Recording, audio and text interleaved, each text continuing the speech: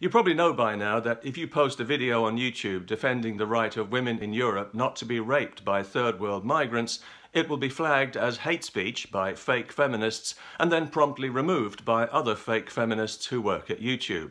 It's pretty standard practice now. But in fairness to the fake feminists, there are mitigating circumstances. YouTube admitted recently that they remove some videos in error because they employ people who haven't been properly trained in the job, as if you need to be trained in common sense.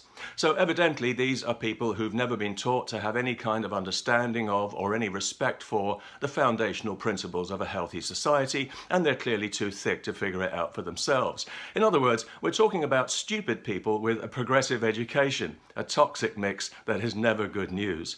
But this is why I can't really find it in my heart to blame the fake feminists for not understanding what's at stake any more than I would blame a monkey for not being able to play the piano.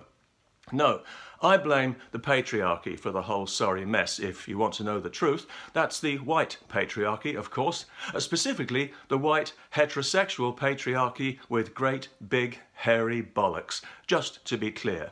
Now, that's not to say that the brown homosexual patriarchy doesn't have great big hairy bollocks too, as that would be discriminatory and make me a massive racist, and nobody wants that. I wonder if anyone at YouTube has great big hairy bollocks. I doubt it, don't you? Certainly not any of the men, if you can call them that. As for the women, well, who knows these days. But I digress. I haven't come here to insult the fake feminists and the dickless wonders who work at YouTube. I'm sure they get plenty of insults coming their way without me adding to the avalanche. No, the reason I've made this video is to tell you about my new video, because this isn't it.